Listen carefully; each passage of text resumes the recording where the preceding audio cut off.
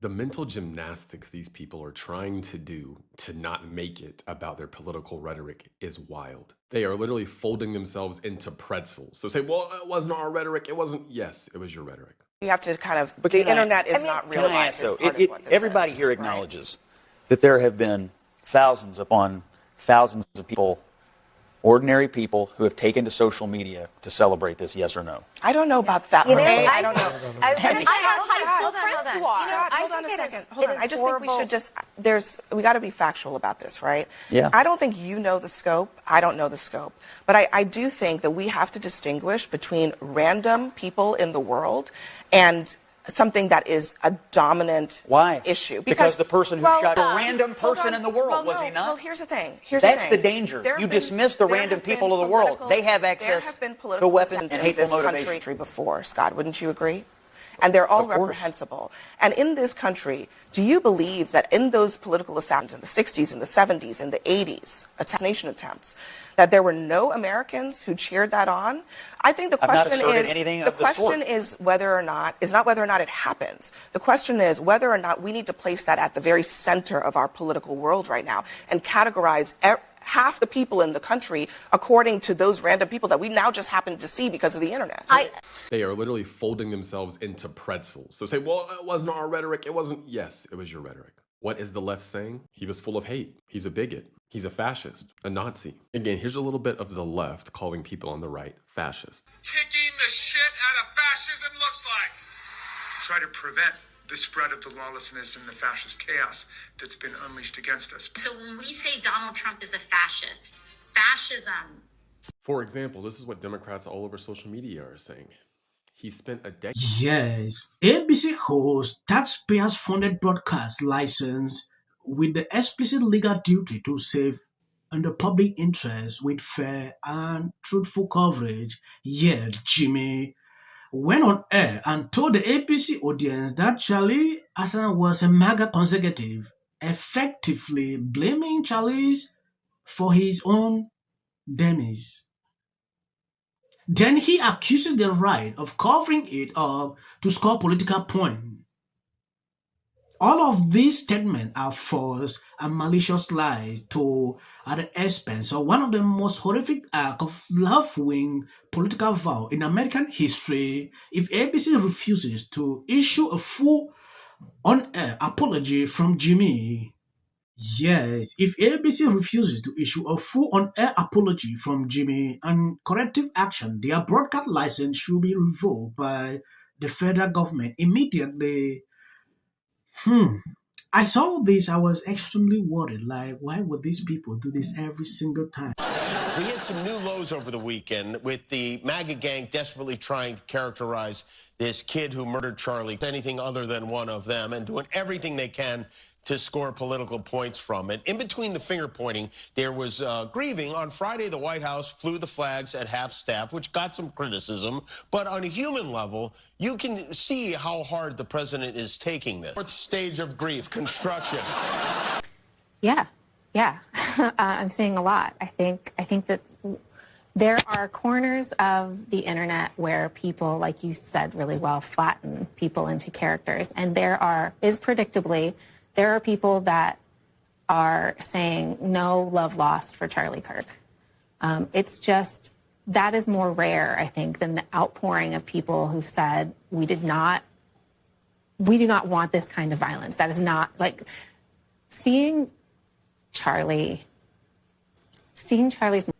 was really traumatizing, I think, for a lot of us who are in this space all the time. And what my little verklempt right now, I think, is what we're seeing a lot, is that it's been a very traumatic week for people. I think that there has been no time to sit and think about that grief and unite in that grief, because apart from Governor Cox, no one has really been talking like that. No one has really been trying to unify. We haven't had a forum to see those other sides. But I think if you look across media generally, you have seen a lot of people trying to grapple with Charlie Kirk's legacy and what that is as a right-wing agitator and as a provocateur and as, a strategist and the most important GOP figure besides Donald Trump, arguably, ever. And so, or right now. And so there's a lot of grappling to do, but to suggest that the internet is cheering for this is just the opposite, total opposite of what's actually happening. This is crazy. Yes, I don't know if these people actually even watch or even watch some of these videos circulating on social media. Thousands of them. I've been updating people about this topic for days now. I believe people have seen a lot of people, celebrating. But according to MMBC, there is nobody celebrating. When you turn on MMBC, what they call it what? All BS. This is what they're talking about. This is just in line with what Jimmy said. So you will see the kind of crafted narrative they're struggling to deviate away from what is going on. And this has triggered a lot of people. Like, why can't these people be truthful for once? Don't take everything, and politicize. A person was fired on this network for simply saying things like this. That was an example, I believe, but this lady can't even still understand. Others' throats politically. I think that's a dangerous place to be. Why did I do it? I had enough of his hatred.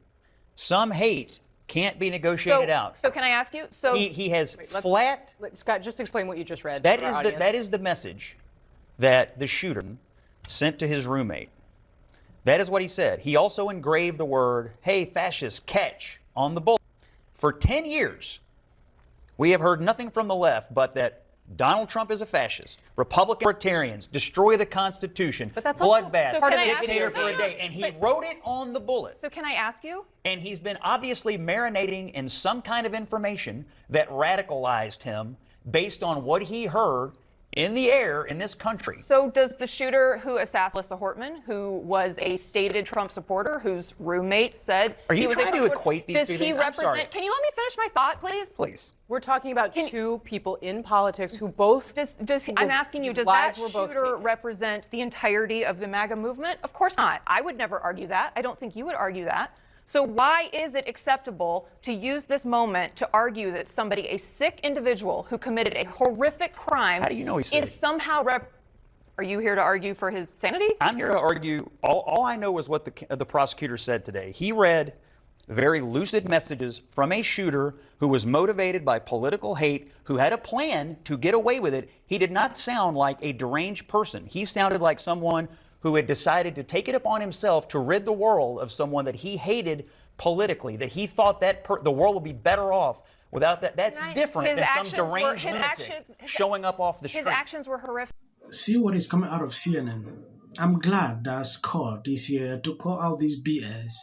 She's now sounding like this guy was not okay.